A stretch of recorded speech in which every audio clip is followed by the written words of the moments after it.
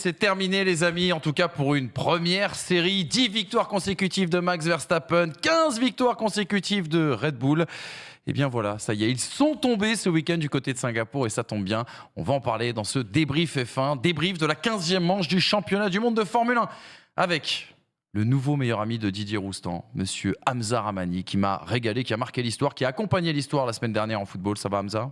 Très bien, on a passé un excellent dimanche. On a vécu une très belle course de Singapour. Que demande le peuple ? Que demande de plus ? Oui, qu'est-ce qu'on veut de plus ici même ? Avec monsieur Brice Germain qui rentre de vacances, les amis. Il rentre de vacances. Les vacances d'été sont terminées un 15 septembre pour Brice. Ça va Brice ? Ça te fait du bien ? T'as aimé ? Ouais, mais encore une fois, t'es pas à l'abri que je reparte. Hein. C'est vrai, c'est vrai. Donc oui, ça a fait du bien. Mais ce qui fait le plus de bien quand même, c'est que depuis la reprise, on a 3 grands prix quand même géniaux. Hein. Incroyable. Zandvoort, Monza, Singapour, là, on se plaignait quand même avant, on se disait la fin de saison va être terrible. Là, on se régale, et même plus qu'en 2022, je trouve. Hein. Moi, ce que je note surtout, c'est que pendant les vacances, il s'est battu face à Conor McGregor et qu'il l'a battu. Moi, c'est ça que je retiens. T'es là, Brice. Exactement. Gros biceps. Hein. Écoute, les routes crétoises ont donné du fil à retordre et j'ai pris quelques gravés dans la gueule. Ouais. Effectivement. Mais on est toujours là. T'as laissé quelques bons souvenirs sur les routes crétoises, aux locaux, aux autochtones ? Putain. J'avais un Suzuki Baleno de 83 chevaux, mon pote. Toi, rouler en Suzuki Baleno, j'y crois pas. Tu sais que ça fait bizarre. Hein. Ouais, j'imagine. Ça fait bizarre. Hein. Mais quand t'es à 4000 tours et à 127 km/h, compliqué. Mais là-bas, tu sais, ils se mettent sur la bande d'arrêt d'urgence pour ces places. Ils roulent au milieu des voies alors qu'il n'y a pas de nouveau. Enfin, tu sais, c'est à la crétoise. Mais ça va, je m'en suis sorti. Ça dépasse les limites de piste et ça n'est pas sanctionné, c'est ça que tu dis. Ouais. Limite de piste, limite de vitesse, limite de tout ce que tu veux. Ouais. C'est la Max Verstappen Low, selon toi. Il y a pas. Oh non. On en reparlera en plus. On relance pas ça. Ça peut être un teaser en effet, ce qui pourrait être ce dont on va parler bien sûr aujourd'hui. Regardez les 4 enseignements qu'on a sélectionnés justement avec Brice, avec Hamza. Ça nous a pris du temps. On a beaucoup discuté hier soir pour définir le programme de cette émission. Monsieur Carlos Sainz, taille patron, il a été impressionnant. Il avait été impressionnant à Monza. Je crois que là, il tient véritablement sa course référence puisqu'on se posait la question il y a 15 jours. On se poserait une autre question. Pourquoi Red Bull s'est-elle plantée sur ce week-end ? Petit décryptage un petit peu technique et plein de questions aussi également à se poser. L'étoile noire qui brille dans la nuit. Il faudra parler de Mercedes et on parlera largement aussi également de la petite bourde de George Russell dans le dernier tour. Et puis Liam Lawson, donnez-lui un baquet. Cette fois-ci, on a mis un point d'interrogation. C'est bien sûr un petit clin d'œil à la titraille qu'on a pu avoir l'année dernière concernant Nyck de Vries après le Grand Prix d'Italie. Liam Lawson qui a marqué des points dans tous les sens du terme. Vous êtes prêts pour ce débat ? Je sais que vous avez envie d'en découdre. Eh bien, ça tombe bien. Le petit jingle et on en parle tout de suite.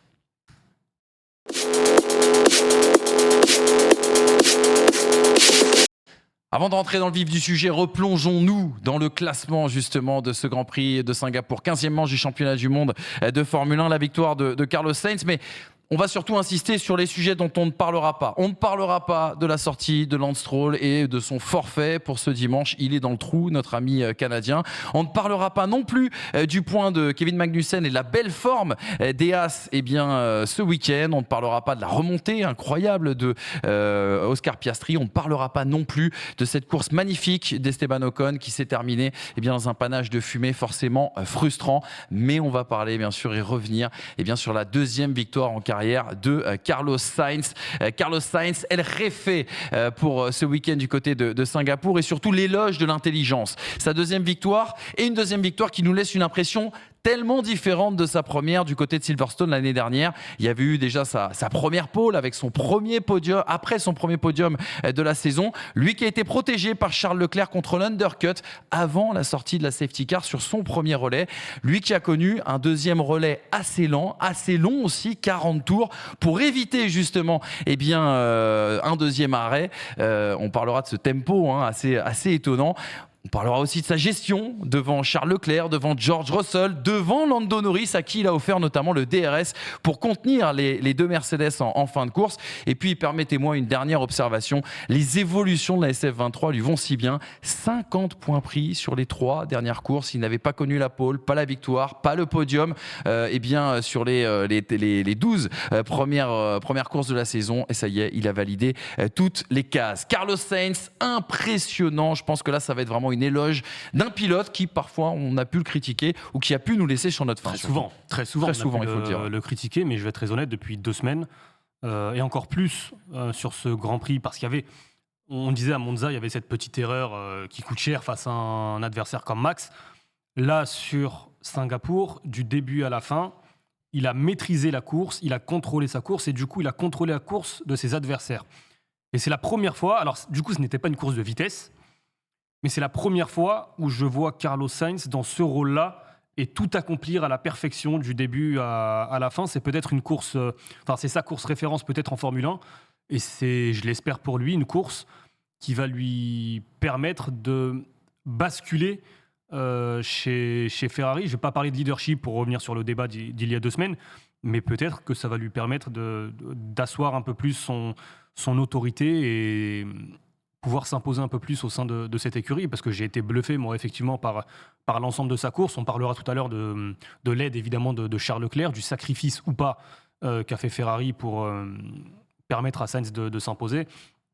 Mais sur la gestion de course, sur la gestion des gommes, alors c'est toujours plus facile de le faire à Singapour. Enfin, il a pu le faire à Singapour, il aurait pu le faire à Monaco, mais concrètement, ce sont les 2 seuls circuits où tu peux adopter une telle stratégie.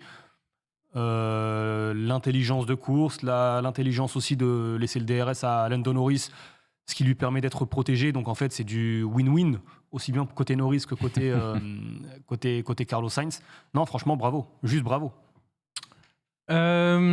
Sur Carlos Sainz, nous allons certainement ressortir des extraits parce que je l'ai déboîté 354 fois dans cette émission.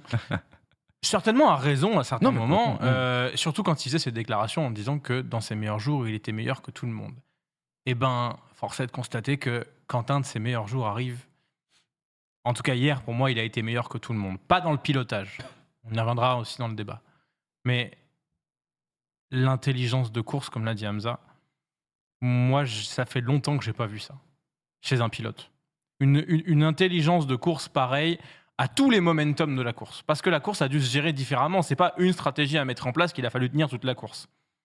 Le premier relais, on savait ce qu'il fallait faire. Il fallait ne pas créer de gap et laisser le gap se faire au moment où la fenêtre allait arriver, juste pour Sainz et pas pour les autres, bien évidemment. Et du coup, sacrifier Leclerc. Première stratégie réussie de la part de Ferrari. Sauf que safety, on le sait, c'est Singapour. Derrière, on réadapte. On se dit non, il va falloir faire ça toute la course. Et une fois que les Mercedes mettent les médiums, on comprend tout de suite le besoin d'accélérer le rythme, tout en sachant du côté de Carlos Sainz que sa Ferrari dégrade plus les pneumatiques que les autres et que s'il avait certainement, en termes de rythme pur, 2 secondes à aller chercher, lui n'en a gagné qu'une. Exprès pour manager, c'est-à-dire créer l'écart suffisant avec les Mercedes et en même temps ne pas détruire sa gomme. Elle a été détruite, mais je crois qu'on a le message 3 tours avant l'arrivée, 4 tours avant l'arrivée et pas avant. Ce qui n'est pas le cas de Charles Leclerc qui détruit ses gommes bien avant. On voit la remontée de Max Verstappen sur lui. Donc rien que là, encore une fois, dans tous ces détails qui passent pas forcément à la télévision, mais qu'il faut réanalyser un peu après quand on écoute les conversations radio, il a été magistral. Et derrière, effectivement, le fait qu'il fasse ce coup au DRS exprès montre que lui a une vision globale de la course. Et même s'il peut parfois manquer de vitesse de pointe, ce qui n'est pas le cas depuis 2 Grands Prix, attention. Mais il fait une différence ce week-end énorme, cérébralement, qui lui permet de gagner ce Grand Prix de Singapour, parce que pour moi, il n'a pas le meilleur rythme en course. Il n'a pas les meilleures dispositions pneumatiques, c'était les Mercedes qui les avaient. Et pourtant, il fait quand même une maestria, je trouve. Donc, ça veut dire quoi ne pas avoir le meilleur rythme en course? Parce que finalement, le rythme de Carlos Sainz... La Ferrari n'avait pas le meilleur rythme en course. Ce qu'on peut noter, c'est que sur la moyenne, sur le rythme de course moyen des 20 pilotes, effectivement, Mercedes avait le meilleur rythme. Mais parce que Mercedes fait ce 2e arrêt et un clean air, ce qui lui permet d'abaisser assez largement les chronos. Mais effectivement, on ne connaît pas le meilleur rythme de course de Carlos Sainz et de la Ferrari. Tu te bases sur les EL2, tu vois quand même que Ferrari était très nettement en retrait vis-à-vis de son rythme sur un tour. Si tu prends les essais libres, Red Bull était à la ramasse et finalement Red Bull fait 5. Exactement. Non, Red Bull en EL2 avait un meilleur rythme. En fait, ce que je note moi par rapport à ce week-end, et c'est aussi ce qui coûte la course à Charles Leclerc, c'est que sur les qualifs, il y a des circuits sur lesquels il faut répondre présent. Et Sainz a répondu présent. Il a mis, je crois, 7 centièmes à Russell et Charles Leclerc. Et ta victoire se construit déjà le samedi. Et puis après, effectivement, sur la course, bon, sa gestion de course, on va pas revenir dessus. Moi, ce que j'ai aimé avec cette course de Sainz, je l'ai toujours senti calme et serein dans ses conversations radio. À la fin, il demandait de l'efficacité dans les conversations radio pour justement pouvoir gérer la distance avec Lando Norris. Quand à un tour de la fin, c'est quoi ? C'est 62 tours. Ouais. Donc quand au début du 61e tour, non, c'est peut-être même un peu avant, Russell et Hamilton tentent l'attaque sur Norris, Sainz, il a l'opportunité de s'échapper parce que là, il est à plus d'une seconde et que Norris est en train de défendre. Il peut s'échapper et aller faire les 2 derniers tours tout seul. Non, lui décide de ralentir volontairement pour offrir le DRS à Norris.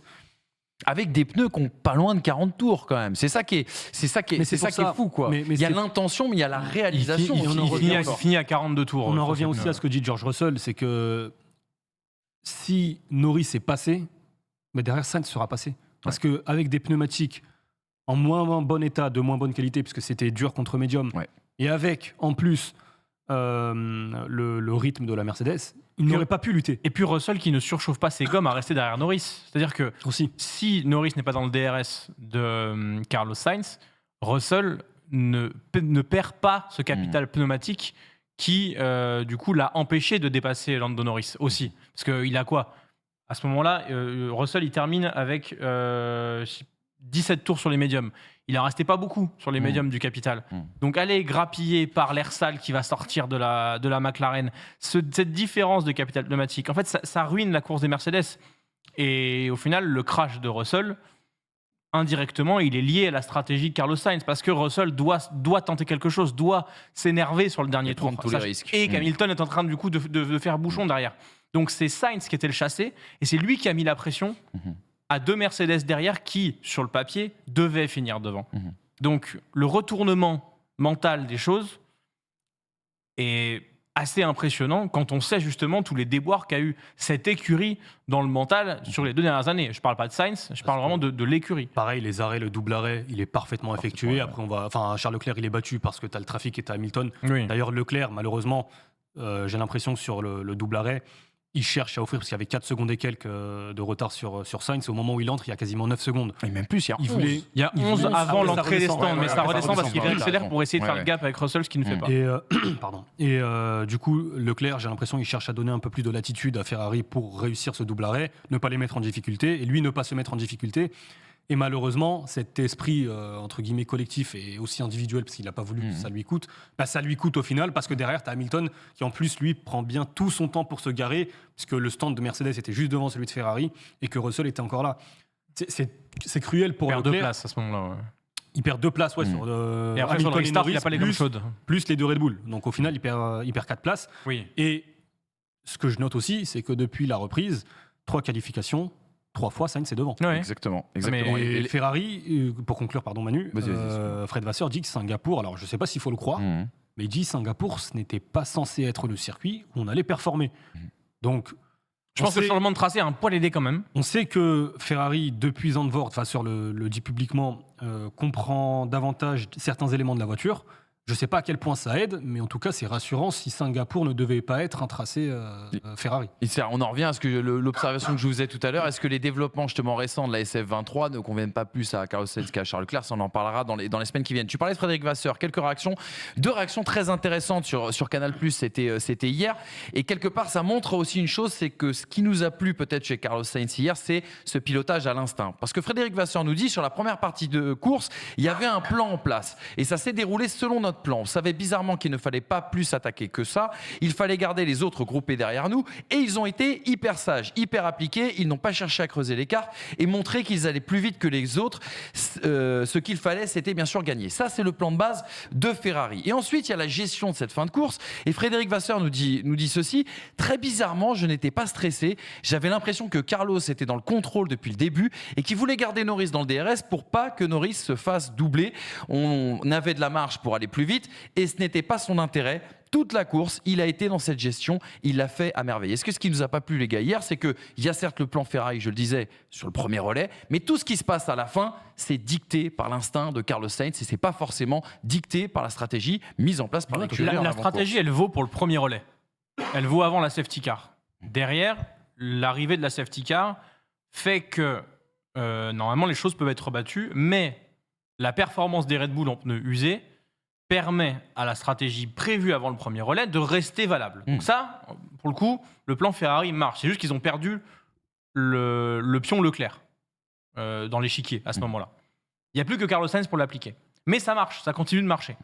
Et après ça, au moment de la deuxième, donc la virtual safety car provoquée par Esteban Ocon, non, virtual, oui, virtuel, ouais. virtual safety car provoquée par Esteban Ocon, à ce moment-là, le pion Carlos Sainz, entre guillemets, tombe, puisque sur l'échiquier, Mercedes ramène ses pièces médium 9. Donc à partir de là, le plan Ferrari... Dont ne disposaient pas les autres aussi. Oui, faut mais le préciser. plan Ferrari, à partir de là, capoute, en soi. Ils sont à la merci de l'attaque des Mercedes. À partir de là, il ne reste plus donc que l'intelligence de course de Carlos Sainz pour gérer ce rythme et faire en sorte que les adversaires qui sont autour de lui deviennent des armes en sa faveur, ce qui a été le cas de Lando Norris. Et là-dessus, l'application du plan Ferrari et la gestion de Carlos Sainz, c'est maestria. Et il faut bien se rappeler quelque chose, c'est que nous, on regarde la course, on a le classement, on a les datas, on voit les écuries faire, on a des multicams de partout. Alors évidemment, les ingés Ferrari ont ça aussi et transmettent à Carlos Sainz. Mais Carlos Sainz, il est à 60 degrés dans son baquet, à 300 à l'heure entre les rues de Singapour, et il entend des informations qui passent pas forcément toutes dans la même priorité au moment de la course où il est. Et il arrive quand même à te dire, il faut que je fasse ça à ce moment-là. Nous, on le verrait peut-être, mais on le verrait plus tard que lui qui est dans un baquet, dans un sauna à 300 à l'heure. Franchement, je regardais la course hier et je me disais, ok, ça y est, j'aime ce pilote. Et pourtant, Dieu sait que j'ai eu du mal avec lui. Mais alors là, vraiment, comment veux-tu pas aimer ce qu'il a fait hier? Il y a que les cons qui ne changent pas d'avis. Concrètement, si Je Norris, suis un gros con. si Norris a 4 ou 5 secondes de retard, par exemple, sur Sainz, et qu'il n'y a personne derrière Sainz, concrètement, Russell gagne. Moi, c'est comme ça que je vois les choses, très clairement. Donc, Carlos Sainz est allé chercher, construire sa propre victoire. Ensuite, il y a un point que j'aimerais évoquer si on a conclu, si je sais pas si tu as conclu avec Carlos Sainz. Oui, on passe sur la stratégie si tu veux, Charles Leclerc. Tu veux qu'on... Attends, tu sais quoi, regarde, je te laisse réagir, comme ça on a l'explication de Charles Leclerc, c'était toujours sur Canal+, parce qu'elle est très importante, et vous allez voir que la sémantique a son importance. Charles Leclerc, est-ce qu'il a l'Oscar du meilleur grégario justement sur ce Grand Prix? Hommage à Polo, bien sûr, au cyclisme, si vous ne connaissez pas cette belle expression. On voulait essayer ce qu'on a réussi, que je prenne la deuxième place au départ, et que je puisse ralentir les autres pour que Carlos prenne de l'avance, et que je puisse m'arrêter avant Carlos sans qu'il se fasse undercutter, je vais y arriver. Mais il y a eu une safety car et on s'est tous arrêtés au même moment. Honnêtement, nous avons déroulé la meilleure stratégie. J'ai juste perdu à cause du trafic dans les stands, mais on ne peut rien y faire. Sans qu'il se fasse undercutter, j'attends vos réactions là-dessus. Par qui? Oui, par Charles Leclerc lui-même. Ça, j'y crois, à partir du moment où Tu crois ça? Bien sûr, à partir du moment où, au moment de la voiture de sécurité, il y a 4 secondes. Je veux bien que le Singapour soit un tracé particulier, que les pneus neufs. Tu récupères pas 4 secondes sur un tour. Il a mis beaucoup de temps à appliquer la stratégie demandée par Ferrari. Alors, non, mais c'est pareil.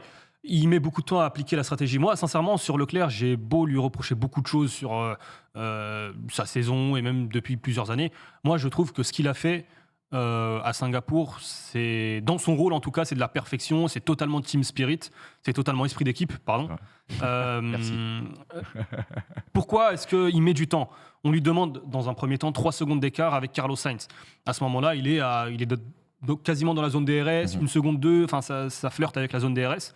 Mais surtout, il ne peut pas ralentir d'un coup de 2 secondes parce que dans son dos, Non mais bien sûr. il y a George Russell qui lui aurait pu entrer dans la zone DRS. Donc la position de Charles Leclerc, non seulement elle n'était pas évidente, mais il avait tout justement pour tout perdre en course, sur une bataille en piste, sur un dépassement. Il n'était pas dans une configuration optimale et pourtant, il a, je trouve, parfaitement appliqué le plan. Ensuite, on lui a demandé 5 secondes d'écart sur les 5 prochains tours. Je crois que c'est interrompu justement par la voiture de sécurité. Il applique aussi... honnêtement, j'ai rien à reprocher à Leclerc. Comme il le dit dans son explication, c'est de la malchance parce qu'effectivement, il y a le trafic dans la voie des stands. Personne n'aura rien à reprocher à Leclerc, mais Brice, Oui, voilà, quand il dit le but c'était que je puisse ralentir les autres pour que Carlos prenne de l'avance et que je puisse m'arrêter avant Carlos sans qu'il se fasse undercutter, je puisse m'arrêter avant Carlos, ça dit tout. Non, mais quand on se rappelle de l'épisode Ah non, 2019 c'est logique. à Singapour, Vettel, Leclerc, Ah oui. Attends, on mais peut se par- dire qu'il peut Par avoir de rapport à ce l'ambition. que dit Brice, c'est totalement logique de vouloir s'arrêter avant. Oui, il partait en soft. Avant Carlos Sainz. Sainz, pour une raison toute simple. Au-delà même de l'aspect stratégie pneumatique, c'est surtout de ne pas lui se faire undercoter par George Russell, par Lando Norris ou n'importe quel pilote derrière. Je sais pas. Charles Leclerc fait le choix le matin même et demande à l'équipe lui-même À la dernière minute, c'est ce de qu'il dit. partir en soft. Pour Si- passer Russell. Et que tu penses? Non, s'il fait un Passer départ, Russell. non, s'il fait un départ brillant et qu'il passe Carlos Sainz, Non, le je te plan parle change. pas de ça. Je te parle pas de ça. Je te parle de passer Russell, faire une Austin 2018, Ferrari, à savoir se servir juste du capital gomme pour la track position à Singapour, ce qui est le plus important pour le coup. Mais c'est ce qu'il a fait. Oui. Donc là, le plan est parfaitement appliqué. Laisse réussi. continuer. Et du coup, d'être en soft et fatalement, en étant en soft, de se faire arrêter avant Ferrari pour prendre les 3-4 secondes d'écart qu'il va y avoir avec Carlos Sainz et faire l'inverse de Vettel-Leclerc 2019. Moi, c'est comme ça que je le vois. Et que, au moment où on lui demande de mettre 3 secondes, puis 5 secondes, il ne l'applique pas vraiment. Il l'applique au moment où la SC elle arrive. Là, il lâche. Mais non, Il- puisqu'il a 4 secondes au moment de la voiture, au moment du crash de. Et 2 tours avant, il tape le meilleur tour en course. Tsunoda. comme ça. Non, non, non, Tsunoda. c'est Sergeant, pardon. Au moment du crash, enfin de Sargent qui laisse tous ses débris, il y a 4 secondes. Au moment où on Il lui est en envoie- train d'appliquer le plan des 5 Au secondes. moment où on lui envoie les consignes, il perd 5 dixièmes dans le premier tour, exprès, et derrière, il en reprend 7. Mais pourquoi? Parce que Il Carlos claque Sainz, des il meilleurs ralentit. secteurs. Carlos Sainz, il perd 1 seconde entre. Il y avait un intervalle Bref. de 3 tours où il perd 1 seconde. On Honnêtement, saura pas, de toute façon, ce qu'il y avait dans la tête des mecs, mais je pense que du coup, l'arrivée de la safety a annihilé la possibilité de Charles Leclerc de tenter cet undercut potentiellement là. Et que du coup, je suis pas d'accord. au moment où à la fin de la course, à Canal, c'est facile de dire que j'ai appliqué la strat de l'équipe, j'ai joué le cavalier de Mais Carlos. tu le vois. Quand Leclerc est battu S'il n'y a par. pas la safety, je sais pas Quand ce qu'il va faire. Quand Leclerc est battu par Vettel, il est juste derrière Charles Leclerc. Il n'y a pas 4 ou 5 Mais non, secondes. il est troisième. Oui, mais il n'y a pas 4 ou 5 secondes entre Leclerc et Vettel, c'est ça que je te dis. Entre la première place de Charles Leclerc et la troisième place de Sébastien Vettel. Il n'y a pas 4 ou 5 secondes. C'est Écoute, pour ça pourquoi peut-être sur qu'il a un tour, appliqué à la fin, l'undercut mais fonctionne. je pense que dans la stratégie de base, dans la tête de Charles Leclerc, c'était d'undercutter Carlos Sainz. Mais Du mal à- écoute, du moi, mal- du un mal à croire undercut qu'il à ait pas 5 secondes, pensé. j'y crois pas. Ouais. Du mal à croire qu'il n'ait pas pensé à cette option-là, en tout cas. c'est Bah, ça, l'option, il y pense. vu la mort qu'il a eue en 2019 à Singapour. L'option, il y pense s'il réussit son départ au point de dépasser Carlos Sainz. Mais à partir du moment où tout de suite il se retrouve derrière Sainz, à partir du moment où il a des pneumatiques tendres et que Sainz a des pneumatiques médiums, il va pas chercher à attaquer Carlos Sainz. Écoute les team radio du début. Je sais pas, moi je. Écoute, Vous nous il- dites en il- il se commentaire, vous plaint. avez, Oui, les oui. deux avis, les amis, parce que là c'est vrai on répète un peu tout ce qu'on a pu dire. Vous nous dites en commentaire ce que vous en Dernière pensez. stat, Très rapide. Grand Prix mené de bout en bout par Oui. Carlos Sainz. Ça fait Ouais. donc 62 tours de plus que ses 14 qu'il avait avant. Ça fait donc 76. Ouais. Et il est seul au monde dans cette catégorie des tours menés entre les Red Bull et tous les autres pilotes. C'est-à-dire la dimension qu'il prend depuis le début de la deuxième moitié de saison. Exactement. Si je peux me permettre un rapide coup de gueule, l'hymne national. Remettez-nous les mélodies classiques. Fratelli d'Italia, Ils l'ont mis en 1.5. Cette nouvelle mélodie là, arrêtez vos bêtises avec les hymnes là, que ce soit la Coupe du Monde de rugby, les C'est ce trucs. que j'allais dire. Arrêtez Toi vos qui étais au bêtises. Vélodrome. Mettez-nous des mélodies simples, claires, comme ça tout le monde peut chanter, on entend tout le monde et basta. Et Alonso arrêtera Arrêtez de se marrer à l'hymne belge. Non mais sérieux, Ah, c'est c'est pas n'importe Francorchamps. quoi. Moi, les coups de gueule d'Hamza Ramani sur le côté organisationnel des choses. Non mais ça quelque rend chose fou qui là, me ils frappe. sont tous à imiter le championnat de NBA, là, les champions du monde de NBA. NBA. Frérot, arrête. Je connais certains producteurs de cette émission qui ont eu. Du coup, faut chercher un chroniqueur pour la semaine prochaine. Un petit frisson, un petit frisson. Les gars, la joie, on a oublié de le dire, c'était la première victoire aussi en Formule 1 d'un certain Frédéric Vasseur. La joie de cette victoire, justement, l'émotion de la victoire de Carlos Sainz, elle a atteint Frédéric Vasseur, elle a atteint aussi également Carlos Sainz Senior. Regardez plutôt avec cette vidéo.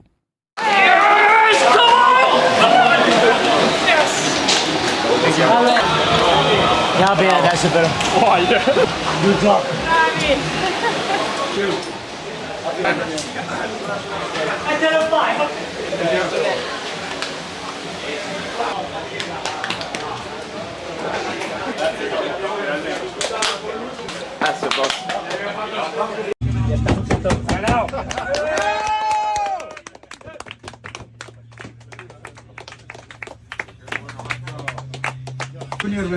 Exactly.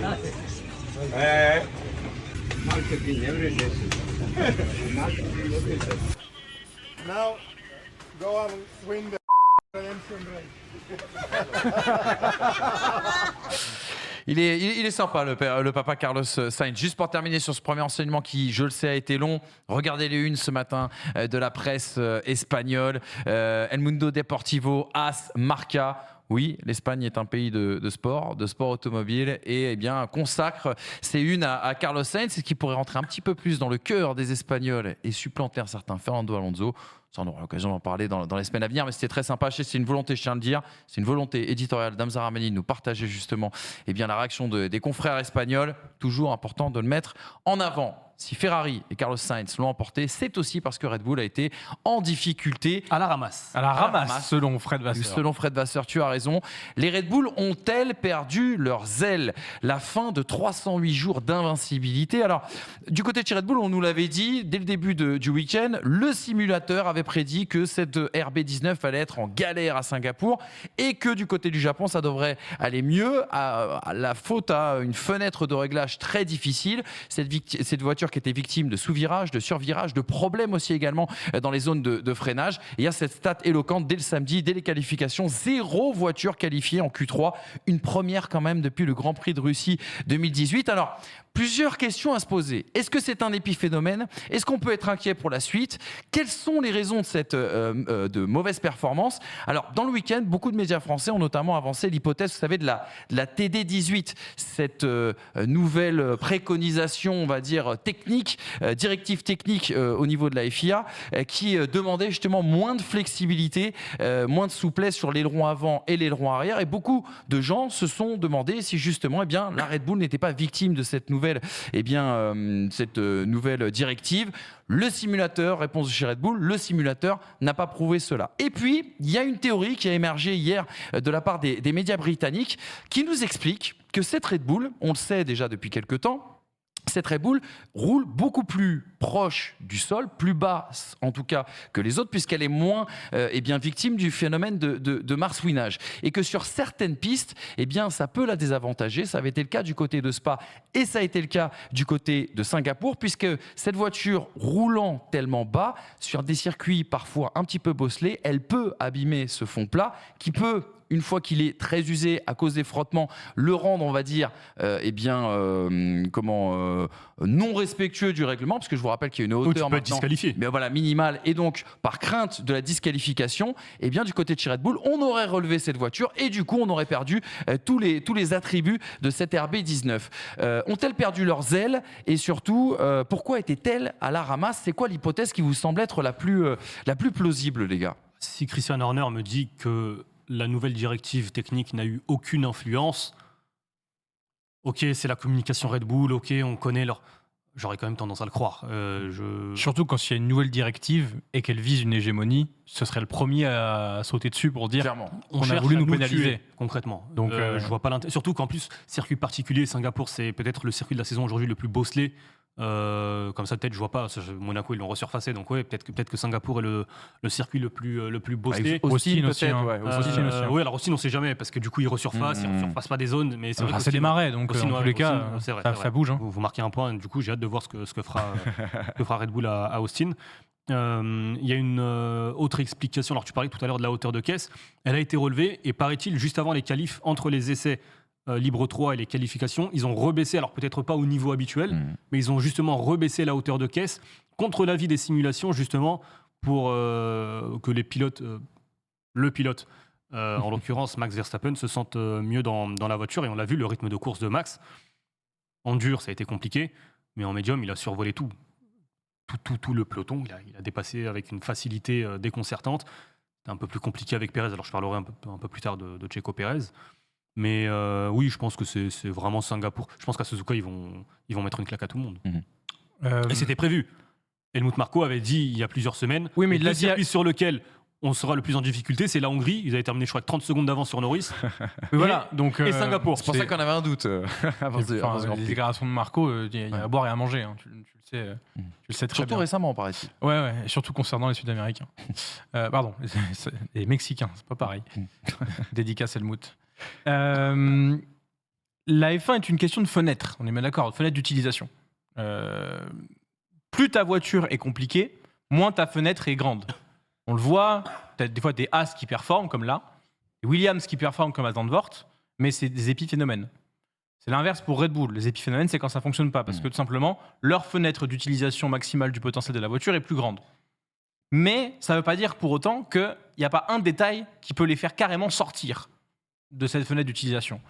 La réponse, on est clair, on pose la question pourquoi Red Bull s'est planté. Red Bull l'a pas. Ils ont tiré des leçons, ils ont appris des choses sur les faiblesses de leur voiture, c'est ce que Christian Horner dit, mais ils n'ont pas pour autant la réponse sur pourquoi ça n'a pas marché. Oh, je suis pas sûr. En tout cas, C'est avant pas la ce course, qu'ils ont dit. C'est pas- avant la course, on a donné ouais. le micro justement à Christian Horner et la question c'est, j'ai plus le terme exact, mais en gros c'est qu'est-ce qui n'a pas fonctionné, pourquoi est-ce que vous êtes si mauvais entre guillemets à Singapour.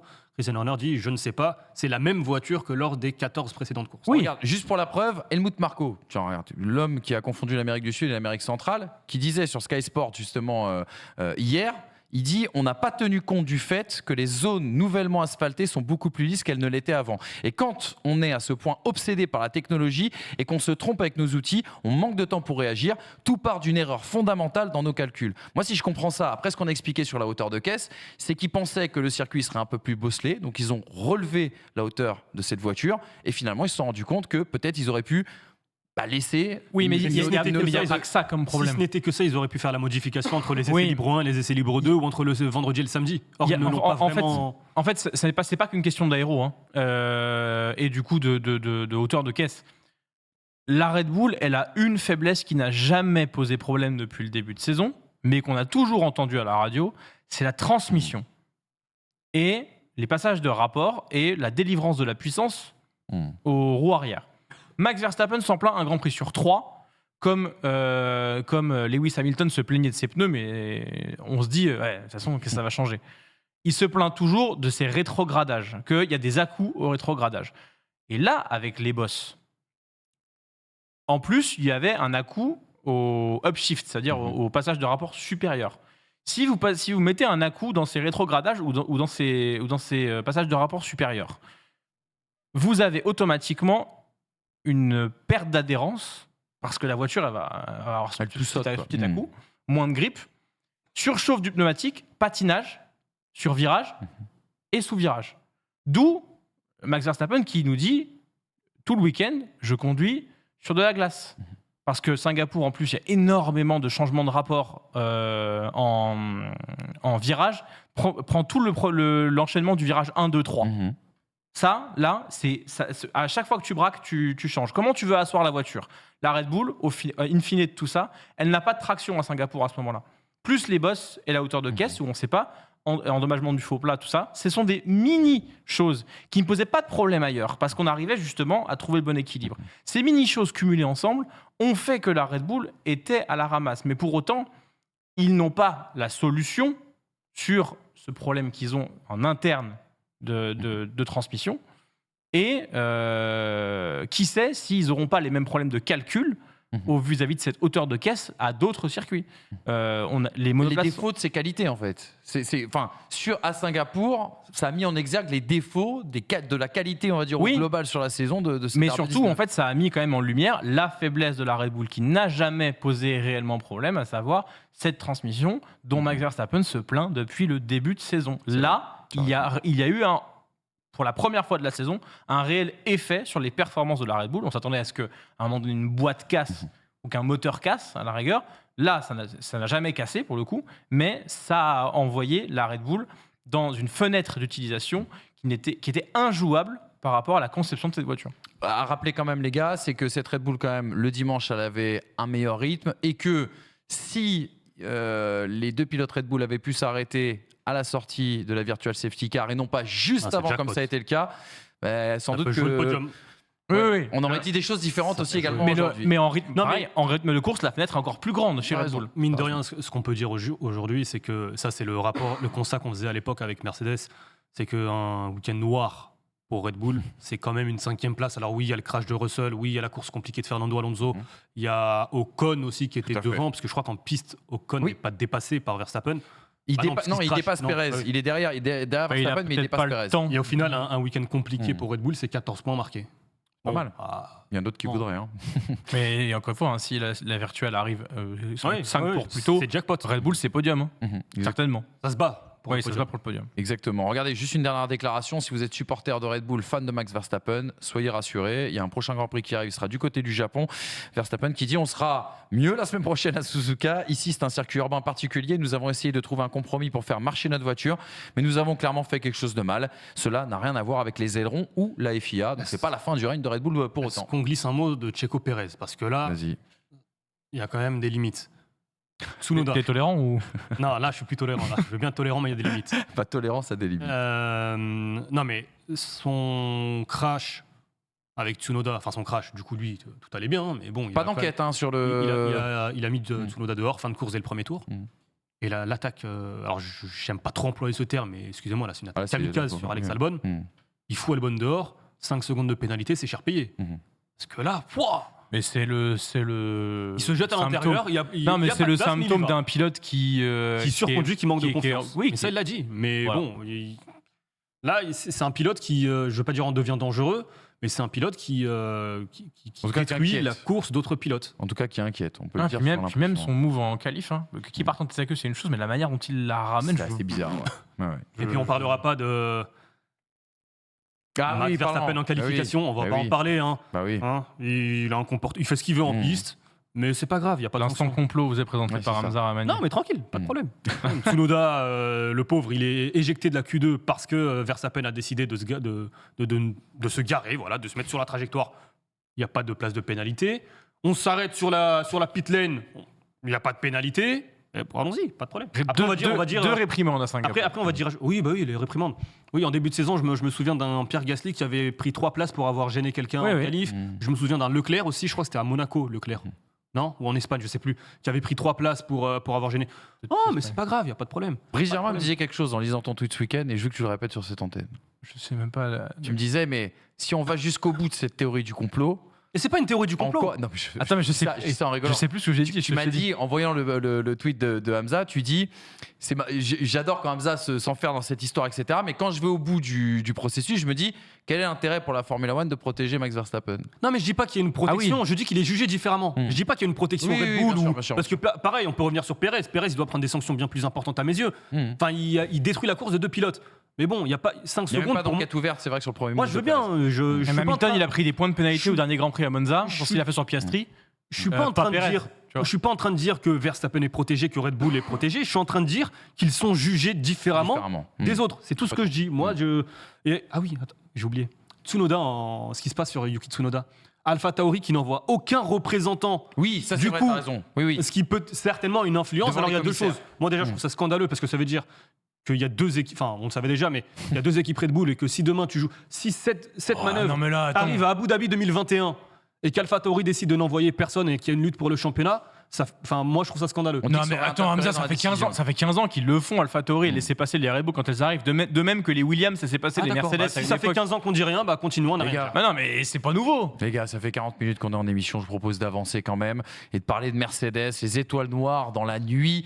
Mercedes nous a fait peur dans les 2 sens du terme, a fait peur à la concurrence d'un point de vue performance et s'est fait peur à la fin avec ce move de Russell. On a déjà Hamilton. Est-ce que ce serait pas le prochain champion du monde de Formule 1.5? Lui qui a été quand même dominé par Russell tout le week-end, lui qui a connu un départ mouvementé, un rythme assez solide. Le coup stratégique aussi lors de la Virtual Safety Car, on sait que les 2 Mercedes disposaient d'un train de gomme médium en plus et avaient prévu bien sûr ce coup d'enfiler des gommes neuves en cours de route si jamais il y avait une safety car, pardon, une Virtual Safety Car. C'est quand même le 5e podium d'Hamilton dans cette saison. Hein. Il est dans le top 4 des pilotes qui ont eu le plus de podiums et il est actuellement 3e au championnat, c'est-à-dire le premier des autres derrière les 2 Red Bull. Et puis surtout, parlons de Russell. Russell qui a craqué, Russell qui perd sa 2e place au départ face à un Leclerc qui avait chaussé les softs, on en a parlé tout à l'heure. Russell qui était bloqué derrière Sainz dans le second relais. Russell qui a lui aussi passé les médiums lors de la Virtual Safety Car. Est-ce que d'ailleurs cette option stratégique de Mercedes était la meilleure option pour essayer d'aller chercher la gagne? Et puis il y a son erreur dans le dernier tour, il finit dans le mur et il prend du coup à l'arrivée 0 points. Les étoiles noires dans la nuit, oui, Mercedes a fait peur ce week-end. Mais en même temps, il le disait avant la course. La seule chose qu'ils n'arrêtaient pas de rappeler, c'est on a 2 trains de médium. Il faut pas être non plus devin pour savoir qu'il y aura très certainement une safety car à Singapour, voire 2, puisque sur 14 éditions, elle est sortie 23 fois. Si tu fais le calcul, on est à 1,8 vers 1,9 safety car par édition. Donc, avoir un train de médium en plus, ça veut certainement dire qu'en fin de course, tu vas pouvoir avoir cet avantage. Donc, ils ont fait leur course. Russell, il a tenu sa P3 quand Charles Leclerc il est passé. Il a retrouvé la P2 et il a attendu. Se contenter les Red Bull, mais sur un arrêt, c'est plus compliqué parce que tu n'as qu'une seule fenêtre de possible. Sur 2 arrêts, c'est parfaitement imaginé. Ça aurait pu très mal se passer. Ils auraient pu finir 5 et 6. Mais le scénario de la course, qui est un scénario prévisible selon ce qui arrive à Singapour d'habitude, a fait que les stratèges Mercedes avaient raison de faire ce qu'ils ont fait. Et puis leur chance, c'est que c'est Ocon qui a ce problème et pas un Sergeant ou un 14e. Parce que justement, en éliminant Ocon, ça offre justement la possibilité de s'arrêter sans devoir dépasser le 6e. Et quid d'une vraie safety car? Si c'est une vraie safety car et qu'ils ont les médiums, Messieurs, dames. c'est doublé.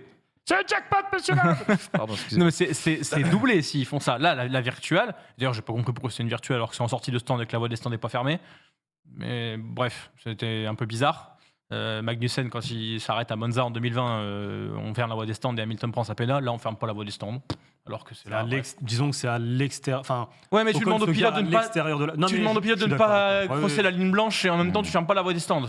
Ouais, à un moment donné, faut être un peu constant. Mais non, mais tout va bien. Tu me dis que les décisions, tout va bien. Non, mais je te parle de ton complot Verstappen, c'est pas pareil. Au niveau des pilotes, Hamilton, seul pilote avec Max Verstappen cette saison à avoir fait toutes les courses dans les points. 14 top 6 en 15 courses. Cette année, il est impressionnant. Pas forcément autant que quand il gagnait, mais dans l'impression laissée d'intelligence de course également et dans le calme vis-à-vis de l'année dernière. Je reprends. Il est assez. Clinique. Il est vraiment clinique, c'est ça. C'est le bon terme. Ramener Mercedes au top en mangeant son pain noir. Franchement, chapeau bas, Lewis. En ce qui concerne Russell,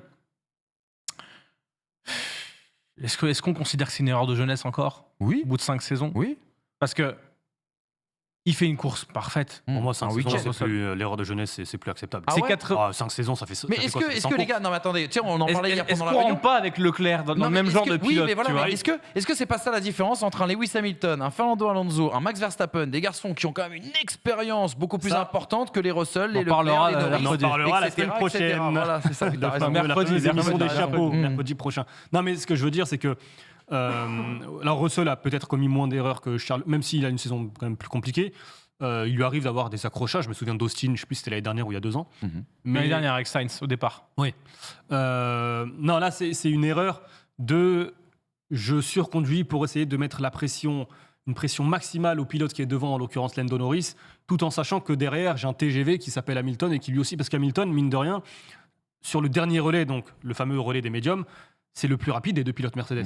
Au moment où c'est Russell logique. et Hamilton s'arrêtent, il y a 5 secondes de retard entre Mais les c'est deux. logique. Et non, mais avant même que Russell rattrape, j'ai arrêté mon calcul justement au moment où Russell Ok. arrive sous la seconde de Lando Norris. Hamilton est à 2 secondes. Donc il lui collait en moyenne quasiment une demi-seconde, pardon, ou 4 dixièmes au tour. Hamilton était le plus rapide. Donc est-ce que à ce moment-là, chez Mercedes, il fallait demander ça? Je sais pas. Et je vais pas aller sur ce terrain-là. Let's them race, comme on disait il y a 2 semaines, encore plus pour une place sur le podium. Et encore plus. Et moi, ce que j'ai aimé surtout dans la course de Russell, On lutte pour la gagne. Autant. c'est qu'il a été proactif dans la stratégie et qu'il a dit écoute, moi, ce que je veux, c'est la victoire. Qu'est-ce qu'on peut faire pour gagner? Moi, cette prise d'initiative de la part des pilotes, c'est toujours quelque chose que je salue de la même manière que Sainz, ce qu'il a fait. J'aime entendre ces communications où le pilote est impliqué, où on ne dit pas au pilote voilà, fais ça, arrête-toi maintenant. Qu'est-ce que tu penses? Je sais pas trop. Non, lui, il est clair, il dit c'est la victoire. Si je dois sacrifier mon podium, tant pis, je veux jouer la gagne parce que c'est peut-être la seule opportunité qu'auront tous ces pilotes cette saison. Après, oui, il y a cette erreur, mais. Et pour autant, est-ce que tu as vu Norris piloter de la manière dont Russell a piloté? C'est-à-dire Est-ce que tu l'as vu Aller chercher à l'extérieur, avec la même agressivité? ouais. Mais peut-être qu'il ne pouvait pas. Après, il n'a pas le capital que Lando Russell a à ce moment-là. Norris, Ça, il c'est sûr. a les pneumatiques, les mêmes pneumatiques que Carlos Sainz, et du coup, lui, il est Il aussi. attend l'erreur. Il attend l'erreur. Enfin, Oui, et il est aussi, j'allais dire, en gestion et peut-être même en fin de course, en mode survie. Ça, faudrait lui demander. Mais ce que j'ai aimé encore une fois chez Russell, je peux pas retenir uniquement le crash parce qu'il y a quand même 60 tours ou 61 tours de qualité. Il y a une C'est un qualification. week-end, oui. Il y a une Non, mais qualification où il est à 7 centièmes de Carlos Sainz, où il prend la deuxième place devant Charles Leclerc, mais en même temps, il prend 0 points. Il fait 99,9% d'un C'est ça. week-end parfait. Mais ça, pour un Sauf pilote, que ça ne suffit pas. Sauf que le 0-1, il lui coûte C'est- 15 points et il l'éloigne de Lewis Hamilton au championnat pilote. On ne fait que dire cette saison que George Russell cale un peu par rapport à Lewis Hamilton, parce que l'année dernière, c'est la révélation. Il gagne la seule victoire de Mercedes.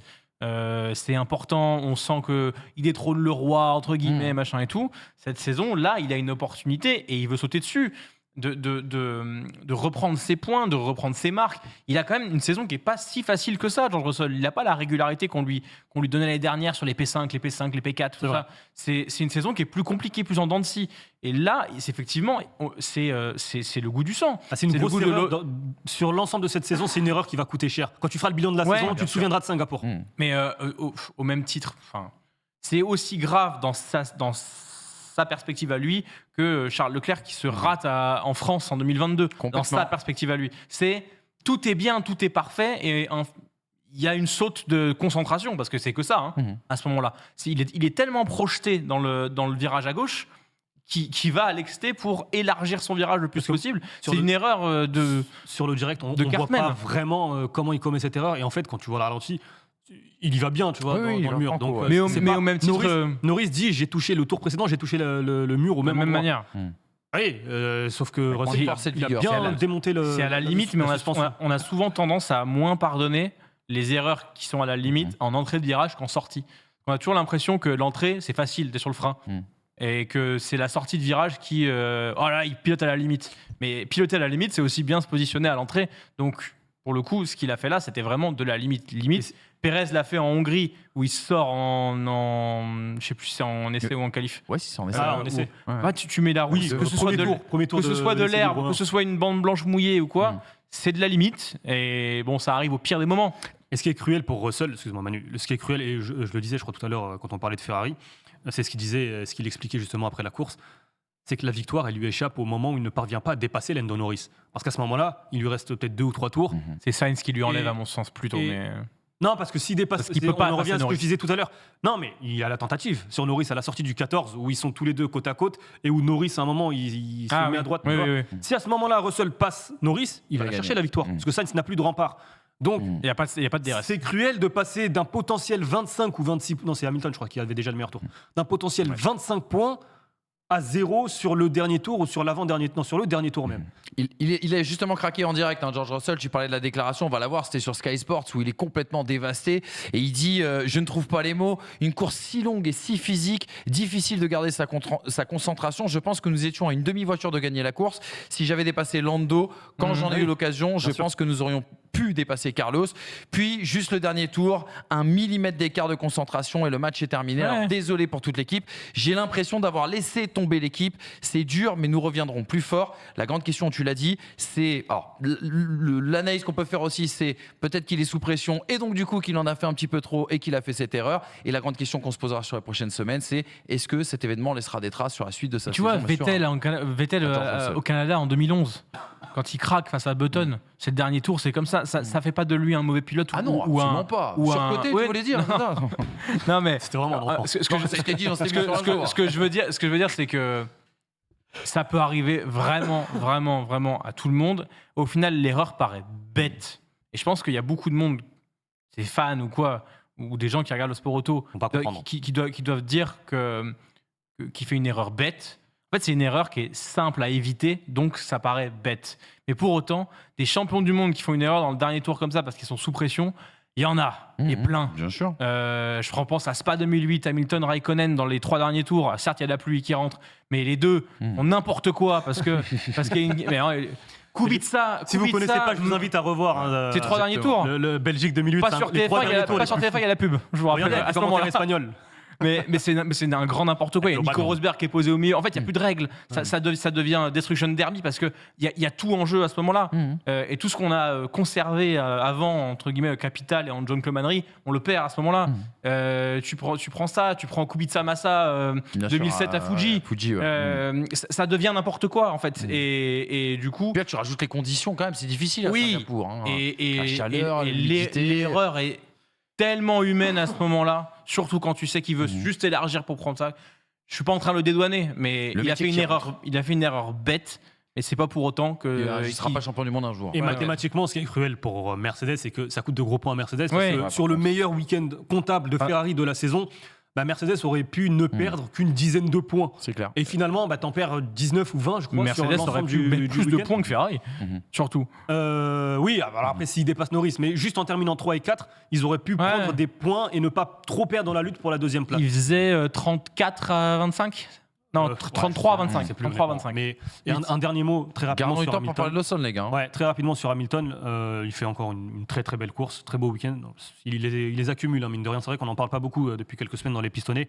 Il dit que sa marge de progression, ce sont les qualifs. Il termine en qualif, il est à une demi-seconde du Ah oui, chrono c'est vrai. de Carlos Sainz. Ouais. Lui estime qu'il aurait dû chercher la pole. Voilà. S'il fait un meilleur samedi, peut-être que son dimanche est meilleur, mais c'est ce qui est valable pour Hamilton est aussi valable du coup pour Charles Leclerc. Et ce qui est fou, c'est que c'est le meilleur des autres en n'ayant qu'un seul meilleur tour et seulement 7 tours en tête. Oui, et quand quand même- on disait que la Mercedes c'est loin de l'Aston Martin. C'est Voilà. la régularité. C'est quand même assez fou.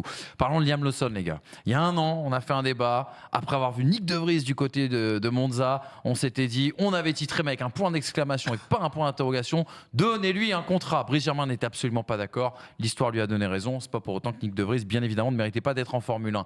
Impressionnant. Il est content. Impressionnant. Tu es obligé de faire un disclaimer avant de commencer cet enseignement. fier de lui. Pour pas qu'après, derrière, on parte sur des guéguerres internes. Pour une fois. Liam Lawson impressionne, lui qui a marqué des points au sens propre comme au figuré, parce qu'il marque des points, 2 points en Formule 1 pour son 3e Grand Prix, et il a marqué peut-être des points pour son avenir en Formule 1 du côté de chez AlphaTauri. Lui qui s'est qualifié en Q3 quand même en éliminant rien que ça le patron Max Verstappen, lui qui a fait un départ moyen, il dit que d'ailleurs sa marge de progression elle se situe ici, il a encore perdu 2 places à Singapour, lui qui a une défense avec autorité sur Verstappen, et je vous attends sur ce point parce qu'il est important, pas d'erreur, il profite certes des abandons devant, mais il était impressionnant de vitesse sur une piste difficile qu'il découvrait en plus de ça.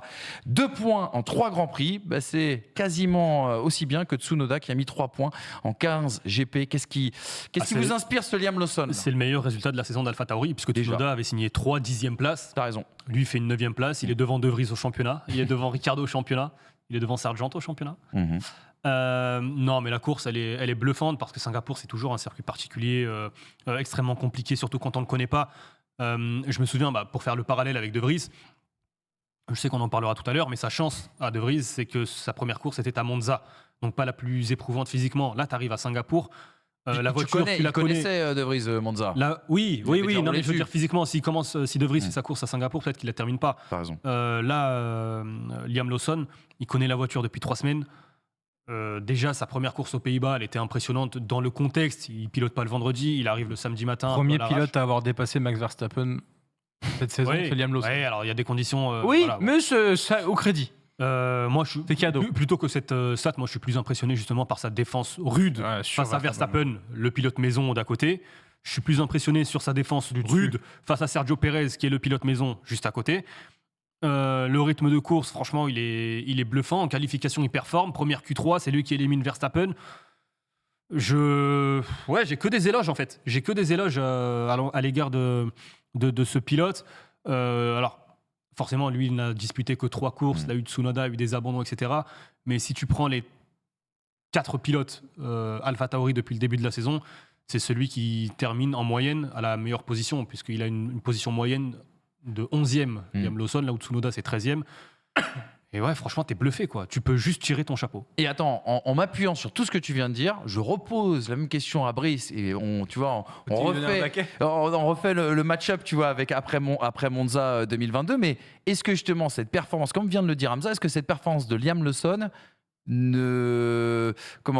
justement n'apporte pas plus de garantie par rapport à la performance de Nick De Vries il y a un an? Écoute, quelque part. il y a 371 jours, 53 semaines, le 11 septembre 2022, un certain Hamza Ramani Il est tellement content Tu vois. qu'il est parti chercher Il la a date. préparé. C'est fou. Non, Il a j'ai préparé fait hier. 53 fois 7 dans ma tête. Ouais, pause.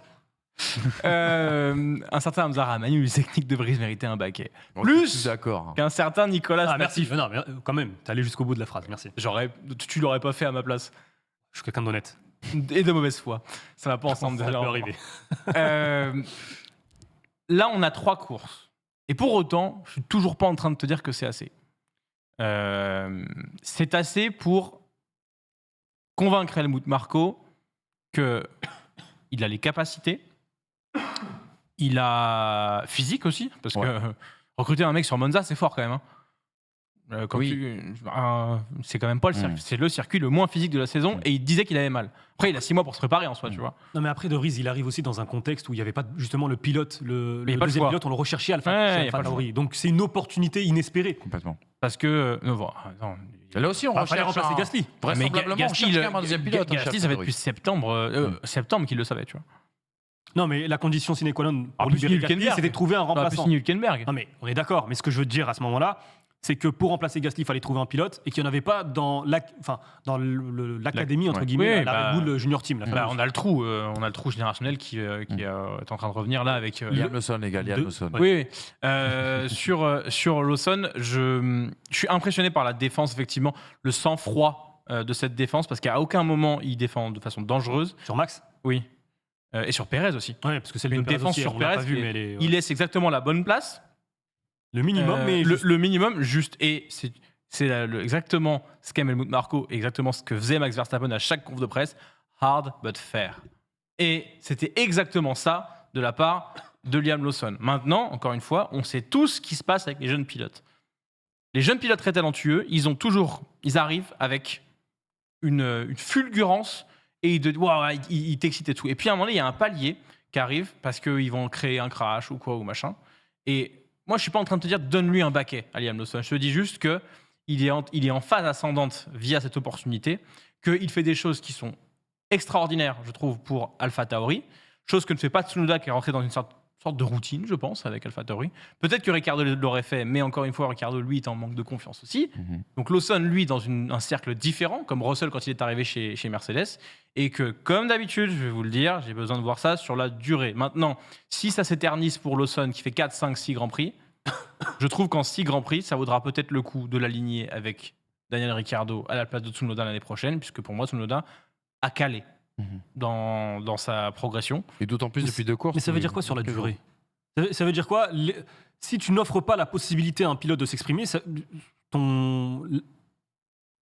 la durée ne peut pas exister, en fait.